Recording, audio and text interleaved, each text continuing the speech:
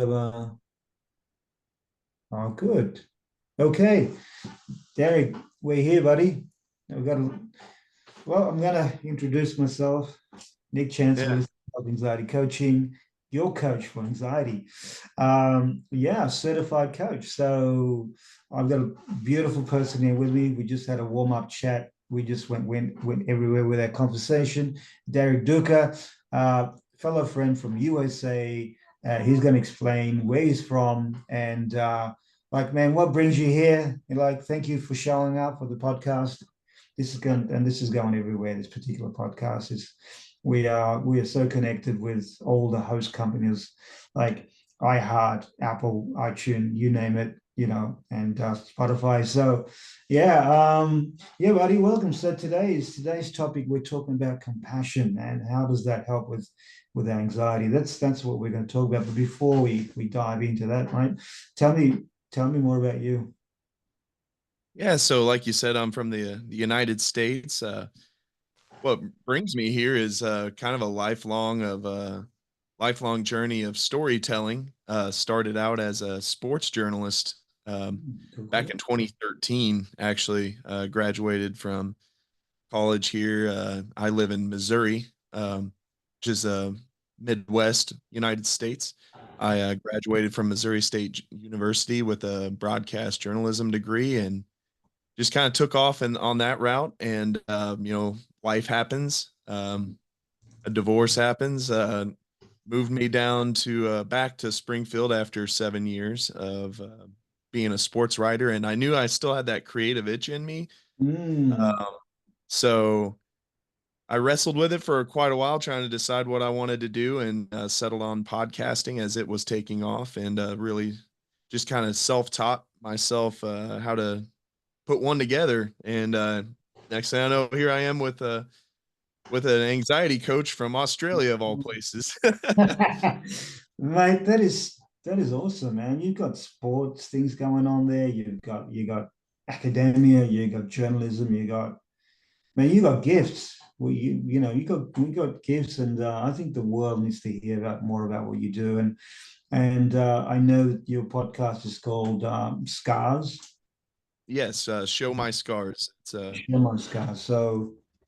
And so far, I heard a little bit about your journey. I mean, divorce is something that's not damn, it's probably one of the hardest things to go through because maybe I'm gonna sorry to say that I might. No, I'm not, but it's just life, right? That you've got stuff going on. We all got exes or we got divorces and I had some. I'm not sure what happened in your relationship, but you got kiddies too. Somewhere down the line, yeah, you got a couple of yeah, kids. yeah. I've got a 12-year-old daughter. Yeah, cool. And that for a young father, that's probably the biggest challenge there, mate. It's that try and nurture all the relationship and also get on with our life and try and stay as happy as possible.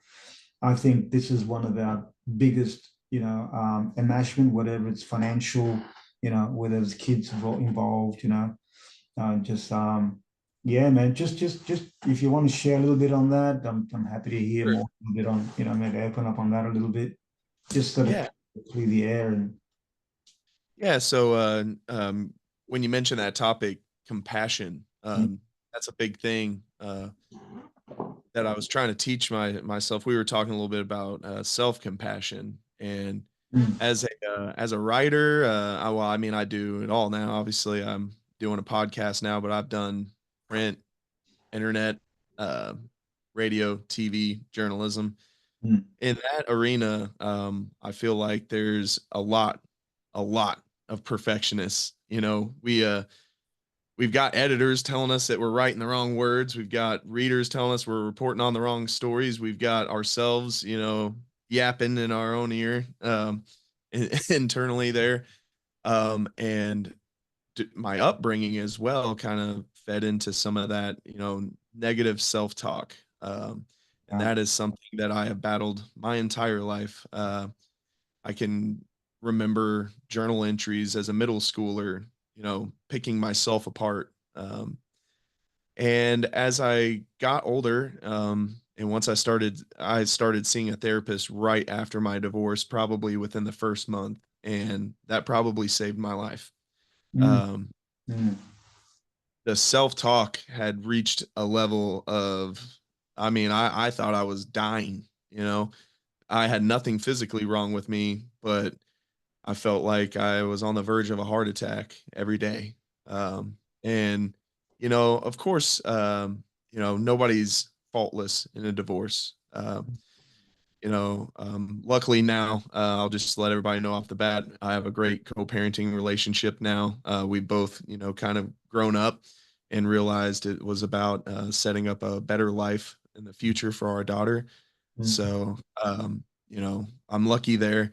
It didn't start off that way, but that doesn't matter. That's where we are now. But back in the early goings there, of course, when you're in a divorce, you want to blame the other one. But you just want even to. then, even then, I was picking myself apart.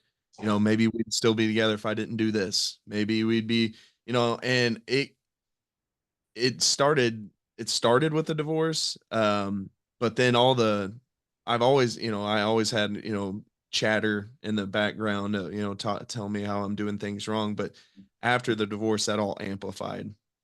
And eventually, I don't know, I've been going to therapy for almost a decade now. So I can't remember sometimes which therapist told me the magic words and which ones didn't.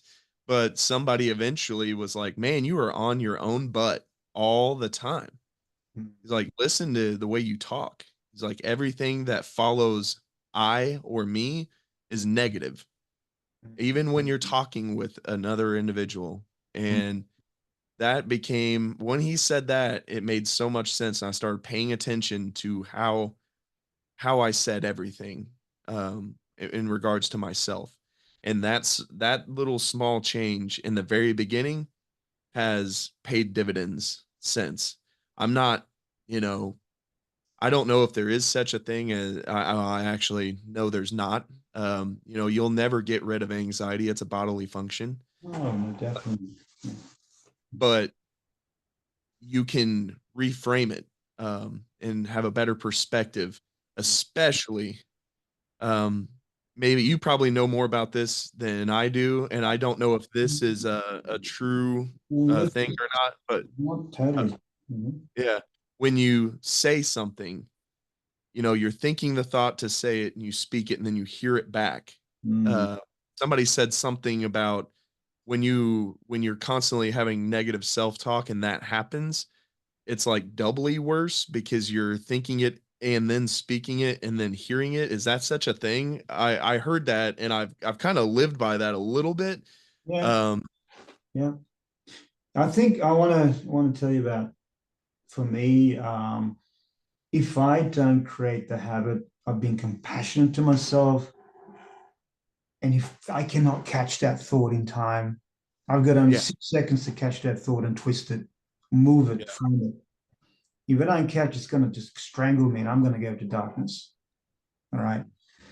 But I'm so much in tune with it after so much practice that I know where it can go. And the bloody noise is loud up there. Yeah, it's loud as anything. If I don't catch that, it gets louder. And to be able to witness that and become the observer of that, and to be able to reframe that, I think it's our way out of our psychic walls. Yeah, a psychic yeah, presence. And I've been practicing, and I've been like yourself. I've seen a few people, right? A few counselors also in my time. Also read some beautiful books like The Untethered Soul, Michael Singer, which talks about the mind, the unconscious world. And I practice and live with that guy. It's like live in the book, because every word, I know how he does it, but those words breathe. I've actually got a program called The Untethered Soul on Facebook, Australia, Master Study Group. We tend to huddle together, and we really work as a team. And unfortunately, I've stopped doing it for a little while because I got so caught up in podcasts, like I said. So on a mission to put 366 of them out there, just reaching out.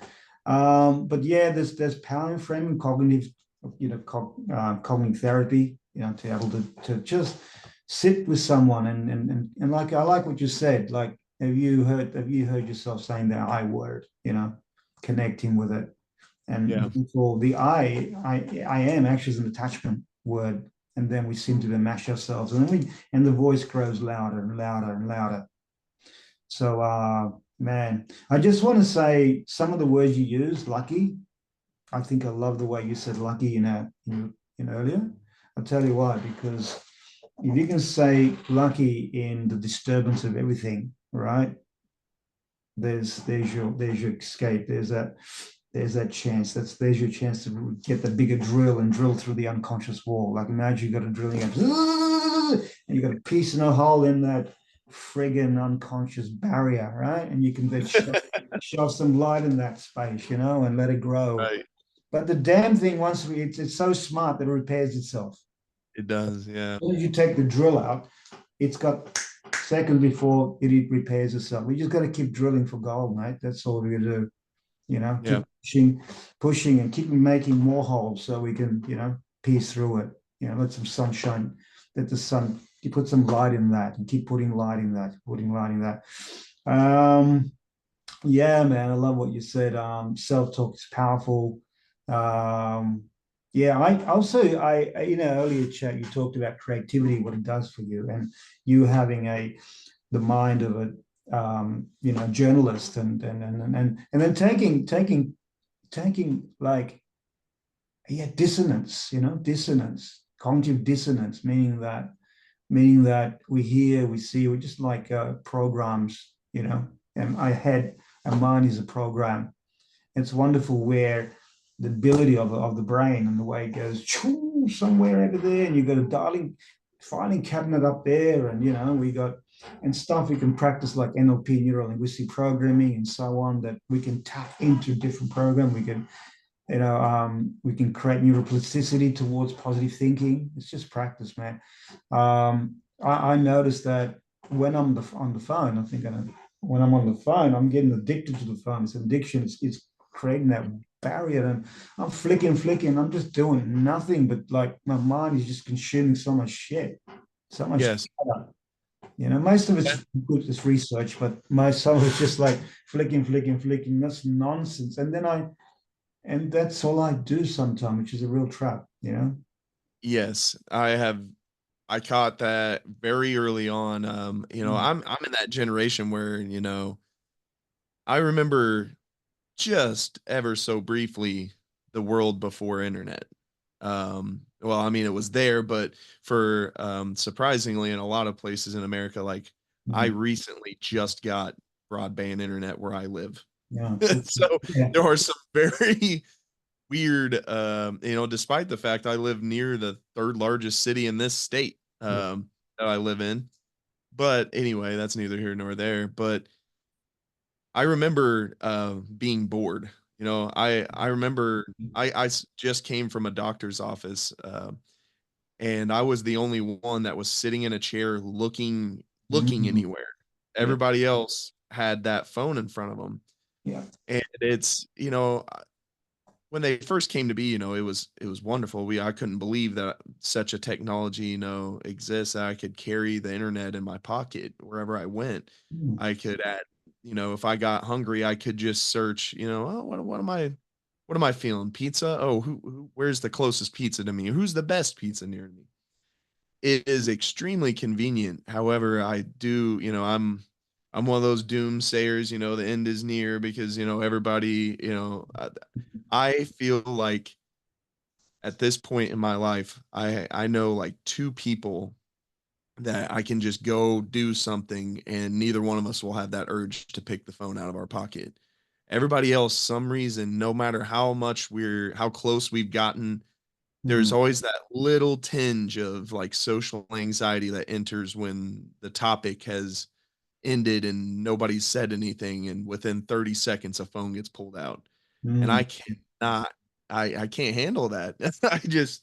I used to, I used to be one of those people, but I Mm, don't know what it is. Like once the veil got removed, now I was like, oh my gosh, like, yeah, people don't look each other in the eye anymore. Nobody wants to understand each other. They want to be entertained.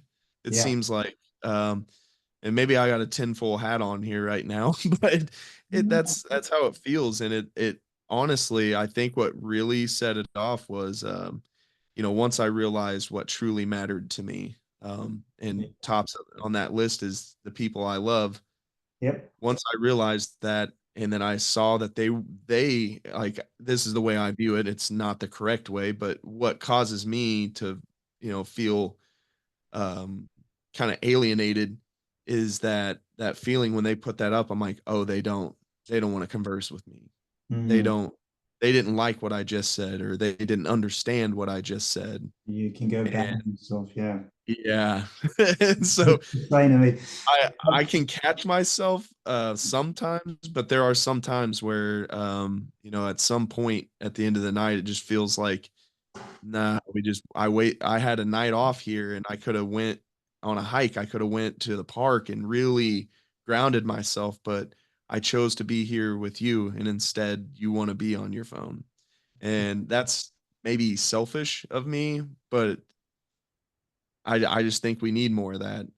I think that's why, I don't know what it's like in Australia right now, but the out over here in the States, we've got a pretty oh, big election coming up, and everybody's at everybody's throats right now. And I wonder bit of how heat. much of that are those little phones, Yeah, they're yeah, that's it there. They want yeah, wants to be involved in that, and there's so much easy communication, and everyone's got an opinion. And but my point when we come back to the phones, right, or anything, I know how it feels. I was without a phone for nine days, right? I had no no phone. I was the only one on the street that didn't have a phone, walking, walking crossing the street. um, in the park, I had been silent. My mind was silent. I wasn't looking. I wasn't listening to podcasts. Like that's one of my pet habits. But I know what it was like to be solo without the damn thing. I mean, yeah. it's a good thing. I mean, at the moment, I'm doing a lot of research. I can't get off it because I need content creation. You know what it's like. You're always looking for new material, always trying to energize and always trying to, that I'm getting a high out of being creative. So then I am creating this addiction. The point Yeah. I'm thinking about our conversation is about the mind, where it goes and how it forms its own opinion and forms its own bias and gets entrapped, how it gets enmeshed with everything that it sees, the consciousness. So no wonder that we have anxiety, depression, all that sort of stuff, because we're just so intense with it. And if you studied anything about the Tao or the Tao, you realize that we can get caught in the extreme. It gets that's in the untethered soul, by the way. That's it. That pulls in chapter 16 or 17, the midway point. And then Michael Singer goes into that deeply, how we can get caught into the anxiety of life, how we can get enmeshed and how we can get involved with it. Yeah, you're right. It does come from boredom first. Like, all right, so I'm single. Man, I just I've got two options. I can go Netflix, phone, and that's it. Or a movie. I can take myself to a movie because I do solo. I'm okay being solo, but still sometimes there's that little tinge of boredom. Like, oh yeah, what's on? What food can I get? Like I said, from a restaurant. Oh, 5-star here. I'm going to go there now and get it. Right. So you can see how mentally we can get so addicted. So I think a Yeah. lot of people should be awakened to that these things are good for us, and also they can be freaking destructive. So yeah. Yeah. But having said that, we got to go and talk about compassion. Yeah, there we go. We we, we we had a topic. we have probably, but it is there. There's some gold there. So all right. So I think we're going to go into just sharing. Like if I said to you, how do you, if you were to define compassion, what does it mean for you in short sentences or something like that? Just really short form. You've As got a short as I can get lunch. it would be accepting someone Yeah. softly. You um, Compassion for me is like, you feel like Mm. I guess it would be that, yeah, just accepting someone as softly as possible. Not trying to judge them in any sort of way. Um, just radical acceptance of who they are. Mhm. Yeah, we can also look at self-kindness is also to start with self-kindness. The moment we can tap into our own self and find it, like earlier you said, intruding thoughts and those negative self-talk, and catch that, twist that, reframe it. I mean, be kind. Just put some kindness, whatever. And here's the deal: it's so wonderful to be able to even practice that. You're here to experience, that's it. And to be able to catch that thought and play with it. Michael Singer says, like, look, everything I'm quoting is coming from the book. It's like all in there. So he's a master of teaching anxiety and consciousness, so and awareness, awakening. Um, and I do get lose my track. So yeah, catching yourself, just practicing living in the disturbance of it. And Yeah. what we How normally do you do do that? as anxious folks, what we do is we push that thing away. I don't want it. I don't want it. Pushing, that's creating a habit. Like we talked about the phone. Phone's a great example how we can get sucked into the vault of it or the gravity of it. Another thing we can look at common humanity, right? Just in short means that you are suffering, I'm suffering, we're here to suffer. If we study the Buddha, we'll know that we can come out of. Buddha once said, I am the way to suffering. I am out of the way of suffering. Here's the deal.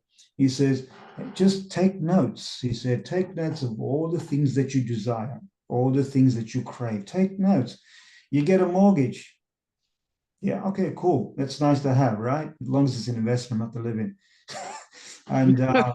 yeah, because what happens is you basically sold your soul to the mortgage broker, to the mortgage means for life, which means there's a lot of stress, anxiety. You got to wake up, got to do. You've got to be told what to do, like you said earlier, with your earlier days with your, journalism. They say, no, you can't write like that. You can't express yourself like that. So then you had to reform and relive to their terms where you couldn't express, you couldn't even say the F word anytime you wanted to, bomb, whatever. I'm just being funny. All the actors are doing it. So yeah, just realize that we're all suffering, and but we're our own fault. You can't, and again, we can't be too hard on ourselves either. We're just human. Like the song, "Don't blame me because I'm just human." Right. Yeah. How do you what do you do to practice catching in those thoughts a little bit faster? Um, well, it starts. Next thing is also this the second part, third part to this compassion thing is learning mindfulness meditation. I think learning to sit back, and that's a practice. Even yeah, even counting backwards, from 100 to zero is a skill. I used to have. I will share some of that sooner or later, but it's like just practice mindfulness of really being in the spot and finding those moments where there's moments that you can be silent in the mind. Like now, I'm not thinking of anything, but those moments need to be practiced where you can pause. And then, Yeah. and then sometimes, just for fun of it, play with your thoughts. You know what? When I'm looking for the thoughts, they don't come. They're scared. But I'm not. When I'm on idle time, which is the biggest Yeah. struggle, is when you're on idle time, mine's idling, and you know what? And I'm sucked into the idle time, sucked right into the abyss of it. And Yeah. I get sucked in, and then I get enmeshed into it. I love the word enmeshment today. So I'm highlighting enmeshment. So I get enmeshed into it, and then I realize, then I realize, well, then I catch myself and said it's like watching a movie, getting so encaptured by the movie, in the emotions and like all that sort of stuff. So yeah, so mindfulness is really really cool. It's just practicing, going, finding your your tribe, finding your people that you can meditate with. Finding that if you've got a little bit of anxiety, social anxiety, I encourage to just push yourself if you can. And no one's going to judge you in that group. They're so loving. They're not your normal drum kind of people, right? Right. Yeah. Right. They're all little gurus in their way, and they're all sharing. They're all got their struggles, and they appreciate. So find that tribe that's going to appreciate you, going to love you, right? It's going to validate you, going to listen to you. Man, it's going to hug you. Find that. It's rare, Yeah. but it's there if you really, there is a society like that. That's perfect. Everyone's got everyone's got their own societies, right? Yeah. Their own particular little groups they need to find and attach to them like life. Yeah. I yeah, that's something that I've been trying to tell as many people as possible. When you can be yourself, your people will find you. Yeah. Just be as, authentically you as possible, because there are other people out there just like you are hiding themselves because they Mm, see the way the quote unquote majority are acting. I'm not trying to, stir up any shit here, but there's I look around and I see, what seems like a sea of people, mm, all just on a hamster wheel, just, buying into, all the marketing, or, all the, hate speech out there. But as soon as I started recording this podcast, I started getting messages from people going, "Oh my God, I didn't know you were like, you had those same thoughts." I just had a text thread with a friend of mine. I've been friends with this guy for mm, probably 5, 6 years now. mm, Did not know. He did not know that, I have recovered from suicide ideation, mm, and he's struggled with that himself. And, we've had our arguments just like any other friends. We've went, months without speaking to each other, yeah. over an argument or whatever. And, we kind of shuffle back like, yeah, I'm sorry. I don't know why I was, like that. But Yeah. uh even someone as close to me as that, I did not know had some of the same thoughts and ideologies that I did. So yeah, that's what I would recommend. Just like you said, yeah, your tribe is out there. All you have to do is be yourself, and they will find you. I promise. Yep. There's a wonderful saying says, vibe attracts your tribe. A tribe, like one. I'm a little bit dyslexic. Yes. Going up to that, your vibe attracts your tribe. In other words, Yes. put out the frequency out there, and you put yourself out there for the experience and get out of those closed doors, push yourself a little bit, get some exposure, right? Yeah. And you got to put yourself out there. It's not going to happen. I mean, there's such a thing called meetup.com's a good start. Just sharing a little gold. It started from New York, very popular worldwide. That's a good way to meet people, even on a short term. Um, I validate what you said also. You said something about with your mate, how you both got like, da da da. If you're both going into a situation, you're both going into, even with my, you know, people I know and who are close to me, they have got an amount of anxiety a lot. I know a lot of people in my community, but they notice they've got something called high vigilance, which means they just don't trust the world enough, right? Yeah. Take a Yeah. lot from trust the environment. The environment is where our conditioning comes from, you Yeah. know, and Yeah. I've struggled with that myself. yeah, there's the hypervigilance can get you. One day that's when you really get the voice get loud. You start being defensive. You say things you don't want to say, and like we said, you've got that 6 to 8 seconds to fuse that bomb. It's all you have before. And it's wonderful that you can say, I'm sorry, man, like I'm glad you understand me and da. It's normal. It's a Yeah. normal thing that happens to our over hyperactive minds. So it's Yeah. cool. It's cool that you can able to understand that and put it together properly and through compassion, right? There's some compassion in that, whatever we know what happened between you and your mate. And same goes with me, in my experiences. Yeah, look, I think we define it quite well in that. Let's move on to like looking some of the benefits of like benefits of self-compassion. What do you think some of the benefits are for us?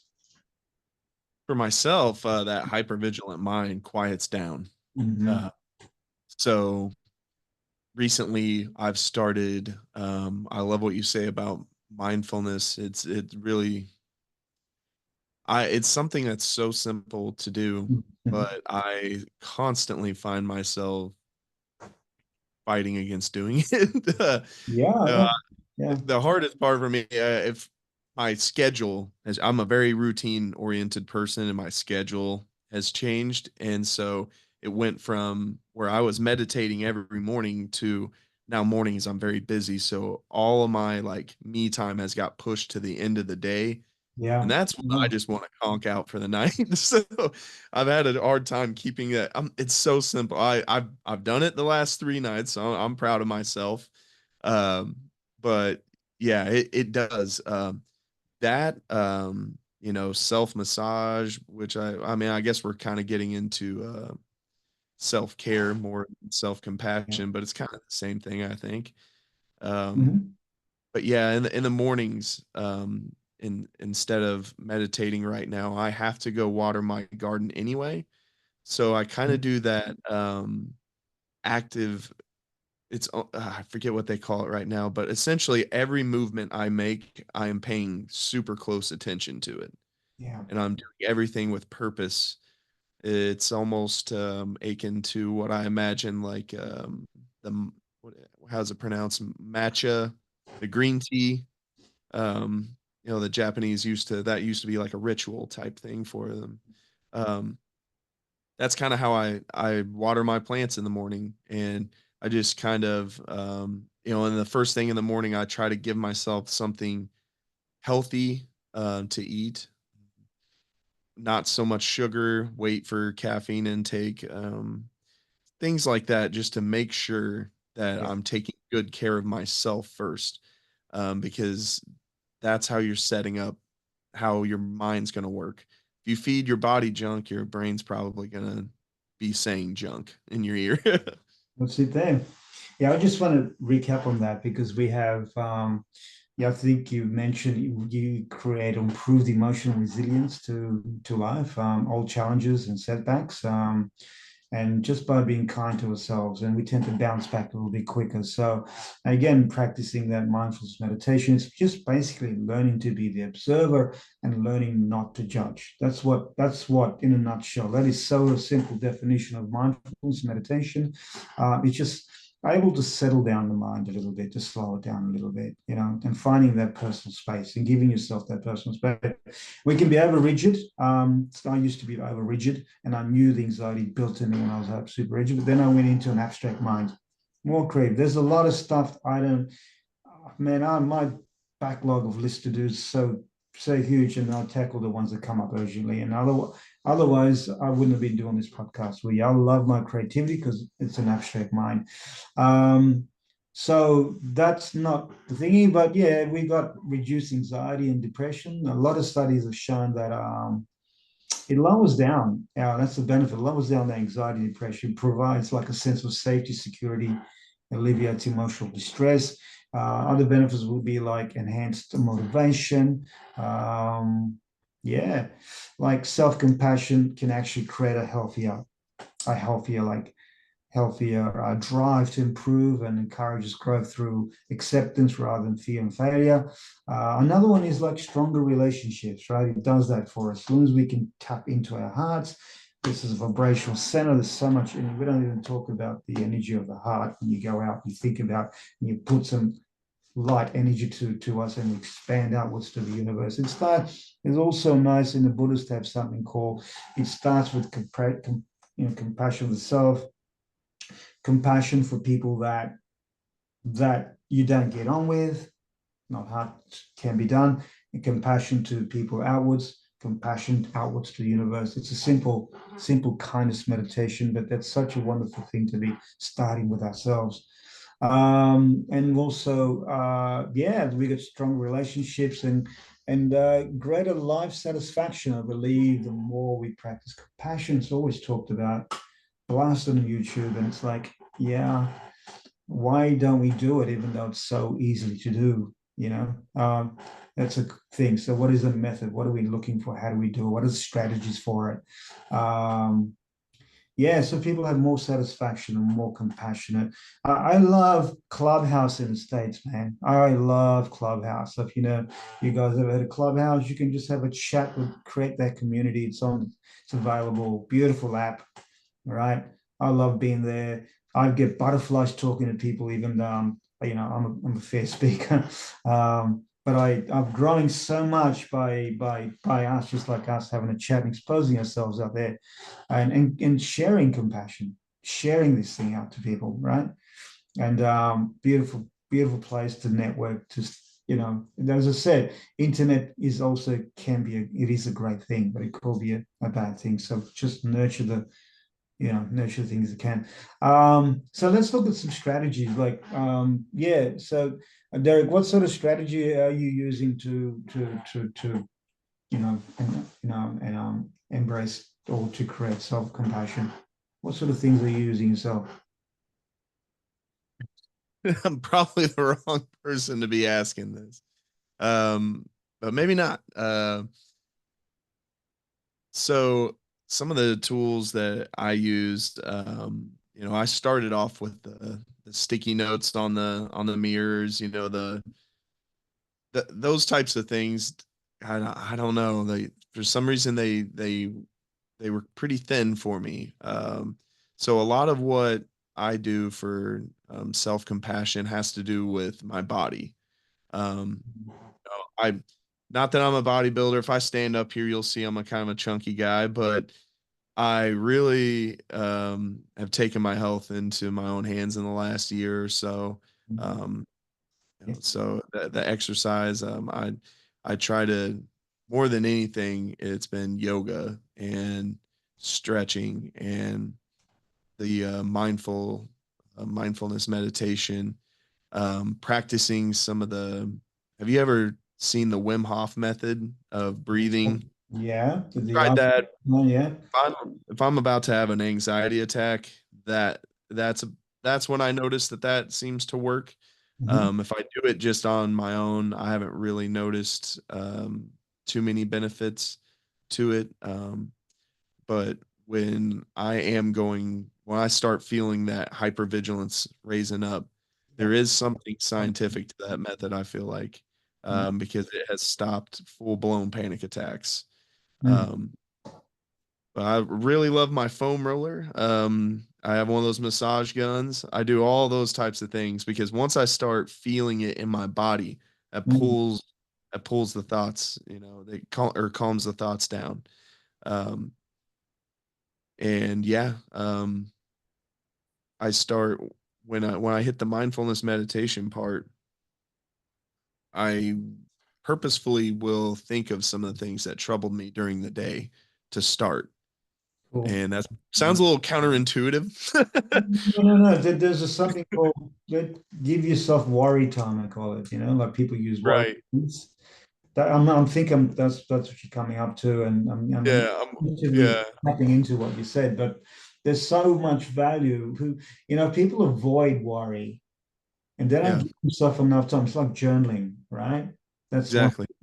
They avoid worry like a plague, and they even yeah. And so what happened when they avoid worry? They don't want to worry. They just sweep that underneath the carpet. But we need to worry so we can get some perspective of what we're doing and have that balance, because that to me is compassion. It's compassion for your worry. Not ignore. Yeah. It's not so much that I like purposefully like try to worry about it, but what I do is I bring it back into frame.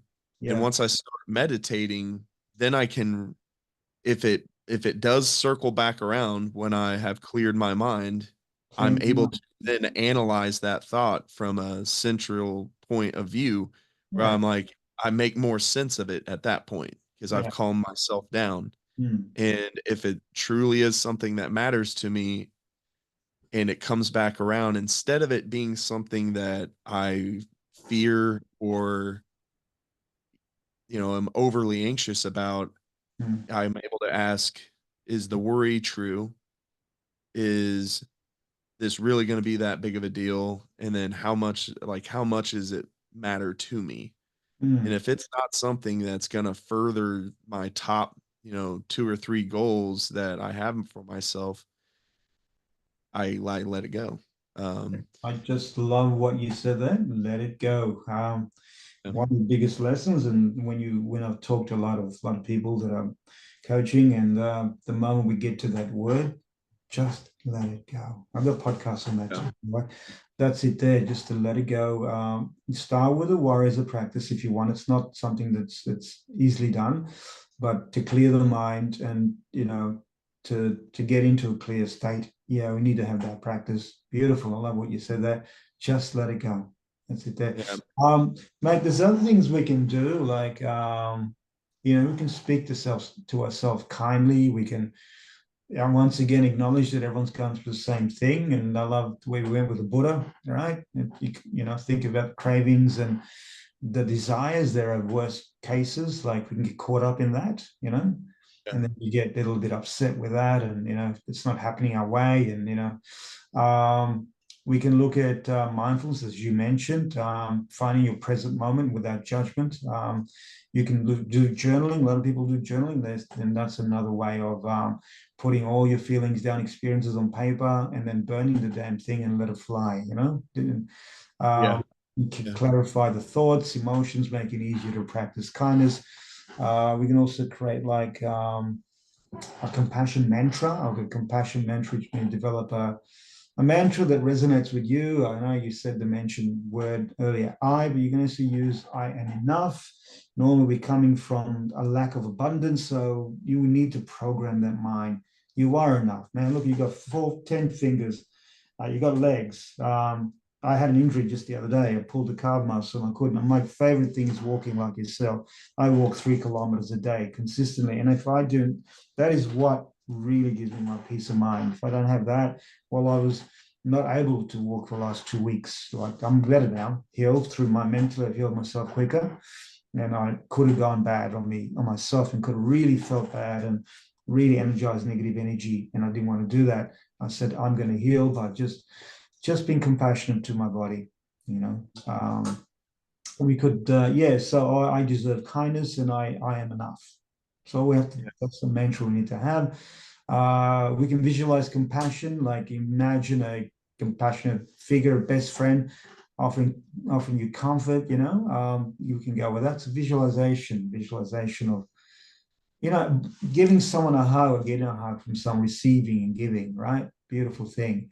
We can look at limiting, like limit compare, reduce the tendency to like compare yourself to others. Like comparison's a killer of all joy.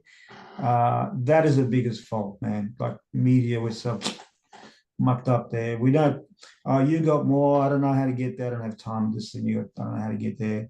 But I'm comparing myself and I'm going bad on myself. So no, I think everybody's unique, special, right? Let's face it. It took a million sperms to you don't only one got through, right? Right. Yeah. To correct you or me, right? How special are we? How Right. unique is that? So I love saying that one. Practice gratitude. The more I'm grateful, for me, the more gratitude I get to be grateful for more. So it just, that's another wonderful practice. Celebrating our wins is cool. Everything like end of the day before you sleep, celebrate your wins is another way. Be how compassionate like to our life and I always seek support, man. Always seek. And one of my favorite is forgive myself. Forgive myself because I'm not perfect, Yeah. Always forgive ourselves for all our pasts, all the simulations in our mind, like um, you might call them mind impressions of the mind that are stuck in the mind. It's a filing cabinet up there, and only the universe and God, if you're religion, will actually take this away from you if you ask. But that's we can use scientific approach to it and say, yeah, I'm good with that. I just forgive no matter what happens to me, no matter who, because I know there's two shades of freaking life. There's night and day. You're not going to get away from it. It's going to get dark soon, right? But it's going to become light again. So just appreciate that and be compassionate that we get a chance to relive the whole thing. Let's move on to another question, like overcoming your barriers to self-compassion. What do you think some of your barriers are? And I'll share mine. I don't know why this is, but a lot of times when I'm doing the mantras or so for example, like if a thought that comes into my mind, like trying to think of something that happened recently. So like yesterday, school's about to start. In my area of the United States, it's about to start next week. And so yesterday I went to my daughter's parent orientation where I get to go and check out the school. And they unleashed 400 students with two parents. So you're thinking probably about 1,200 people crammed into a hallway at one Mm. point, and everybody's just kind of running everybody over them. I can feel my hypervigilance starting to redline there. Oh yeah, hell yeah, I People can are explain that one. running me over. I'm getting elbows. Oh I'm no, like, "Man, I'm back on the football field, aren't I?" And that's a good. and so I started man, my negative thoughts started running. Not so much maybe about myself, but about others at that time. And somebody kind of gets real close to me. And, as we talked earlier, they're on their phone. So they get real close and actually make contact with me as Mm. they're walking by. And I'm like back against the wall. And I chose not to be nasty, but I still didn't live up to what I kind of said, well, excuse me. And I felt bad about that later. And I was like, man, you're such an asshole. And I thought, well, no, like you at least didn't curse her out. Like I could have done so much worse. And I'm like, instead of letting that ruminate, because I'm very I'm very apt to relive very minor things and build them into bigger Yeah, problems than they are. I rigidity. said, you weren't an asshole. We're short, but all you can do is be better next time. And That's that's it. it. That's it, dude. I can relate to that. I got a similar story to that. Um, Sometimes you go to an environment like a loud Italian restaurant, right? And the noise, and it was like you got set up. You got somehow ended up going somewhere, and it was a setup. We get set up, and then all of a sudden you get into that, and you've had a kind of hard day. Not hard, but okay, you had a long day. I don't like using that word hard day. It's a hard day's work from the Beatles, the song. But it's all Yeah. like it's all in your head, right? But you can say, I had an enjoyable day. You can reframe. But one day it got me. Like I got into this restaurant, and you can see the 60-year-olds, like they're just like Italian, like blah blah blah blah blah blah. It was like full on. I said, man, I can't handle this. It's so loud. I had to run out of the restaurant ASP. And I said, my friend at that time got upset with me because she didn't understand me. And next day I explained that I just got an anxiety attack as far as the noise and, like it was just the setup of the environment and it wasn't meant to be there. I would have preferred just to walk on a beach or a park or something like that, something more gentle. But yeah, that was something. I can feel that hypervigilance, anxiety kicking in. Man, when you feel like that, you actually, um, your saliva tastes different. You feel dry. Your whole body feels dry. Then anxiety and cortisol levels hitting there. You need water ASP to do the brain thing because what happens is when we do hypervigilate or we get into this hyperspace is that we dry up in the brain. The brain stops the blood flow to the big center, and what happens is that we can't come back into a neutral, auto kind of space, the soft space that we need to be like we're in now. Um, but that's what happens with anxiety or any of that kind of thing. It just stops the blood flow to the brain. We need to re-engage instead of going to sympathetic nervous system. We got to get into the parasympathetic system right away by get out of that environment. It's okay to excuse yourself.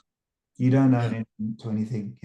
You say sorry, but and when I that was my first breakthrough that time. A good breakthrough to say that I owned up to it. I felt it. I owned up to it. I was allow myself to process the whole thing. You know, Yeah. I think this is one of the strategies of, overcoming the barriers of not being compassionate to ourselves by Yeah. doing the FOP strategy, which is known a lot by counselors and psychologists. It's feel it, own it, process it, and you can feel that thing coming on. It's time to move. It's Yeah. no, it's okay. Gently remove yourself for a bit. Even that crowd, you 1,200 people is a bloody loud place. People shoving. I can dig that. You just want to get out of there for a little bit. You know, didn't have to be in that environment. You can, you know, so I give myself permission to move out of this hole slowly, Yeah. get some air, you know, and drink water, because water is man, water is just you know, we get dehydrated when we under that cunt. So that's what, carry bottles of water where you'd never refuse it, you know. That'll just help us to nurture yeah. Yeah, so I'm thinking yeah, we can challenge negative beliefs, allow ourselves to feel, like at the FOP strategy. You can learn to pause and patience. Yeah, we can do that. Um, yeah, we can do stuff like that. And also, it's really cool. We can identify our self-critical patterns that we're living with, you know, not jot them down, journal them, you know, understand Yeah. them. You know? Yeah. Yeah. Yeah. Journaling is interesting for me. I started off like journaling almost every day. Have you ever caught yourself when you're journaling? I had to quit because I was allowing myself to sink further into some of those thoughts, even though I Mm. was journaling. Myself Like permission. I always thought of it as like a brain dump. Like you're taking everything that's rattling around in there and you put it on paper. And it, as a writer, it makes all the sense in the world. Yeah. However, sometimes I was allowing myself to like linger with some of those thoughts that I was putting on the page. Have you ever experienced that? Yeah, man. Always, always. It's one of the beautiful things to extract. This ability to settle into it. It's a practice, right? It's a lifesaver. It takes what you're concerned with, it gives a bit of light. You're not ignoring it. You see, the more you push that thought away, the more it comes back stronger. It's just a natural thing that happens in life. So by you journaling, what's actually happening is you identify it. You know, again, it comes back to the FOP strategy. You know, you begin to feel it. You know, and you get to witness it. It just wants to be witnessed by you. You know, it's asking you, it's reminding you, it's coming back like a boomerang unless you Yeah. witness it. And it's all about learning to be mindfulness, meditation, non-judgmental, being able to be the observer. That's all it is. And I mean, that's the only way you're going to FOP it. Feel it, observe it, process it. And through that, through journaling, a lot of you can take that one another level of in take another level, make a list of that journal that you've written and burn it, send it off. So Yeah. it was good on her. And so just it's something to do with the brain connection, the way you gave it permission to burn it. It disintegrates those thoughts. It's a practice. Just I mean, don't burn the house down. Just you know, be like just find somehow we can just, you know. Yeah. What if it's a something so they one of the things that my therapist has warned me about is I have ruminating thoughts, Hmm. and it's about things that I'm Okay. unable to change at the moment. So, for example, one thing right now, I'm actually living at my mom's house right now. This That's is cool. my my mom's house Yeah. because I don't know if the housing market's the way if it's as bad over there as it is in the United States, but Okay. I forget what the number is, but almost 50% of millennials Yeah. I here get, don't have homes. dude, my yeah, I know my relatives. They're also with their mums and dads. Yeah, at that age. So yeah, it's cool. It's cool. We can't be hard on ourselves on that. It's just economics, and we just need to be more resourceful. You know, that's all we need to do now. Be more resourceful. Yeah, Look, you know, come out of the trap box. If you feel like you're trapped, you need to kind of go, okay, what else is out there for me? Got to experiment and expose yourself to different ideas, and you know, yeah. But remedial thoughts. I think we just need to accept them. Yeah, we can just accepting, and that's you know, not fighting them, because if you accept them, right, you're not actually fighting them, you know. This too shall pass. You're allowing to process in that way. The more whatever you resist tends to persist. I love that one, right? So the more we kind of resisting those ruminating thoughts and we're pushing them away, so we're pushing things away instead of accepting, loving, showing compassion for those thoughts. It's okay. Michael, I'm going to end up the show. So, Derek, but it's the thing is, one thing I've learned from Michael Singer is for anyone to say, I'm feeling these thoughts and I'm okay with those thoughts. I really am so okay with it. I'm ruminating, but it's not going to last forever. But I'm not going to fight it because I'm just going to, when you say okay, I'm okay with it. I'm okay with everything, right? Imagine saying that, right? Or another thought we can say, easy one. Repeat that a million times. Easy one, easy one, easy one. I won't go, but it's just saying that there's a reframing right there. Easy one, ease. Go with ease, always with ease, instead of being rigid. Um, Engage more in abstract, you know. But remedies, no, that's my thing. Love them if you can. Sit in disturbance, and they're not. Then this too shall pass. Just Yeah. go work with that because that works for me. That really works for me for now, and you know, and that just kind of and catch yourself, yeah, and also say, that's bullshit, you know. Where look at where my mind's going. What a lot of Yeah. shit, you know. Where Yeah. am I going with this? This is not even true, you know. No, Yeah. look, isn't that interesting where my mind can go? What an instrument, what a tool, right? What a look where Yeah. it's Make gone. yourself laugh too. Yeah, it's got some glitches in its system, you know, glitches. Yeah. Mine's a computer, you Yeah. know. Yeah. Exactly. Yeah, I give it It a really freaking job to do and it goes to compute, it goes everywhere. If I give it happiness, it goes there. If I give it is. shit, it goes gives me more shit. So Yeah. it's okay. It's having a shitty moment. And it's fine. Yeah. I'm okay Yeah. with it. Now, if you say I'm not okay with it, instead of saying I'm okay with it, I'm going to wind up here. But yeah, it's not going to be okay. It's just going to go down the spiral of lower energy level. Before you know, you're tapping into resent, hate, hatred. Damn, you're actually going back to your past experiences and mental impressions. Oh my gosh. Yeah. You're That's exactly right. yeah, Yeah. that's what's happening. But hey, man, we just need to keep practicing, right? We need to keep Exactly. practicing this sort of thing.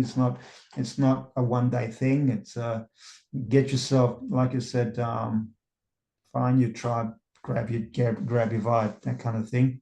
Yeah. Yeah, man. Understand too. It's not like a straight line either that, Yeah, I can sit here and say, I still struggle with some of those thoughts, but when I man. started off, Nah, I man. was so much worse than where I am now. It's a complete journey and you'll just get better each day.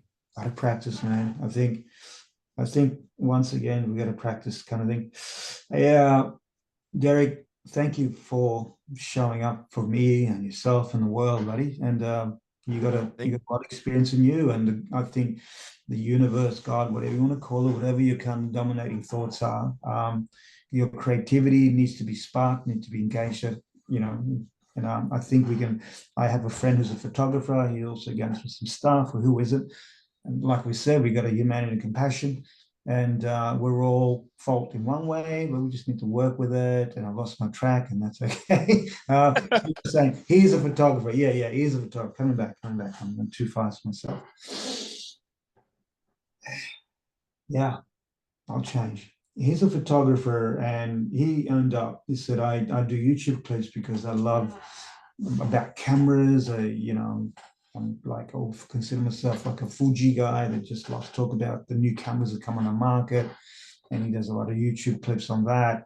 And he said, it's not about that. It's me being creative, me engaging my creativity. That's what gives me my escapism. I love you. this time. It feels like I'm doing something, and Yeah. time just seems to fly, but I love it, you know, in my Yeah. board. But Yeah. I was looking forward to this conversation all day for the same reason. yeah. That, if I've, you know, we're all the way, look, we're on the other sides of this world and we're connected here See, we're using technology for a better cause. So, for a good reason. Yeah. yeah, man, tell me how we can get in touch with you because what I'm going to do is I'm going to link your links. Yes, you send me some Yeah. links and stuff, right? And I'm going to post that on the description box and people get in touch with you because that man, you got a lot to offer. I will also post your beautiful podcast yeah, channel show. Yeah. So that'd be really Yeah, cool. so everything I do, you can find it at showmyscars.com.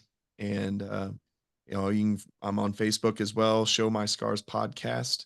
Um, yeah, that's pretty much all I ever share. You can get in touch with me. I help people produce podcasts.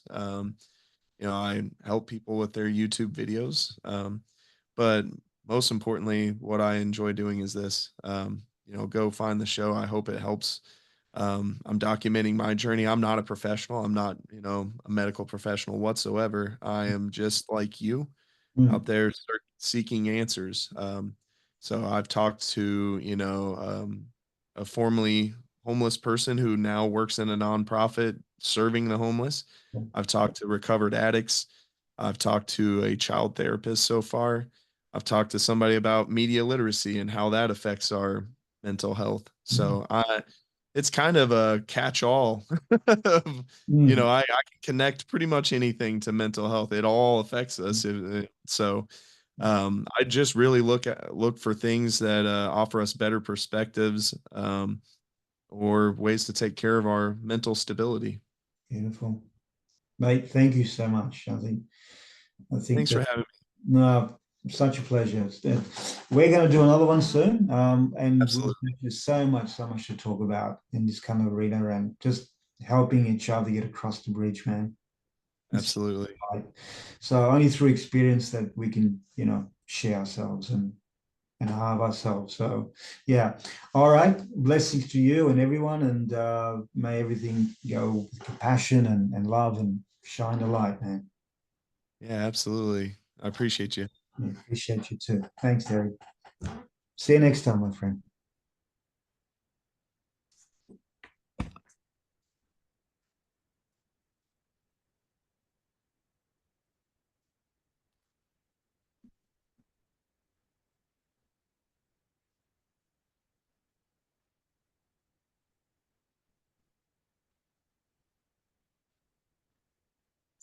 Yep, we stopped recording here. Cool, cool.